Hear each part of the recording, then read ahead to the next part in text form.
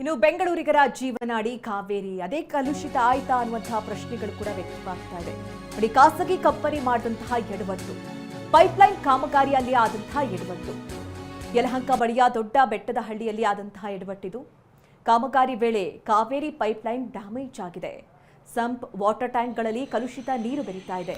ಸದ್ಯ ಸಮಸ್ಯೆ ಬಗೆಹರಿಸುವಂತೆ ಬಿಡಬ್ಲ್ಯೂಎಸ್ಎಸ್ಬಿಗೆ ಮಾಹಿತಿಯನ್ನ ನೀಡಲಾಗಿದೆ. ಅಂದರೆ ಬಿಡಬ್ಲ್ಯೂಎಸ್ಎಸ್ಬಿ ಮಾಹಿತಿಯನ್ನ ನೀಡಿದ್ದು ಇದೆಲ್ಲವನ್ನು ಕೂಡ ಅಂದರೆ ಕಾವೇರಿ ನೀರೇ ಕಲುಷಿತ ಆಗ್ತಾ ಇದೆ. ಯಾಕಂದರೆ ಯಲಹಂಕ ಅಟ್ಟೂರು ಲೇಔಟ್ ಸಮೀಪದ ದೊಡ್ಡ ಬೆಟ್ಟದ ಹಳ್ಳಿ ನಿವಾಸಿಗಳಲ್ಲಿ ಈ ಬಗ್ಗೆ ಆತಂಕ ಕೂಡ ವ್ಯಕ್ತವಾಗ್ತಾ ಇರೋದು ಕಳೆದ 4-5 ದಿನಗಳ ಹಿಂದೆ ಬೆಳಕಿಗೆ ಬಂದಿದೆ. ಈ ಕಲುಷಿತ ನೀರಿನ ಪೂರೈಕೆ ಕುರಿತಂತೆ ಅಲ್ಲಿನ ನಿವಾಸಿಗಳು ಕೂಡ ಗಮನಿಸಿದ್ದಾರೆ. ಅಂದರೆ ಈ ರೀತಿ ಕೊಳೆ ನೀರು ಬರ್ತಾ ಇದೆ, ಕೆಸರು ನೀರು ಬರ್ತಾ ಇದೆ.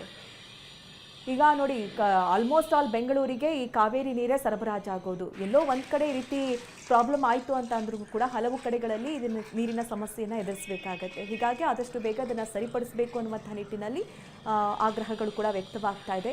ಯಾವ ರೀತಿ ಕಲುಷಿತ ನೀರು ಸೇರಿ ಸಂಪೂರ್ಣವಾಗಿ ಕಾವೇರಿ ನೀರು ಕಲುಷಿತವಾಗಿ ಕೆಸರುಮಯವಾಗಿ ಕಂಡುಬರುತ್ತಾ ಇದೆ.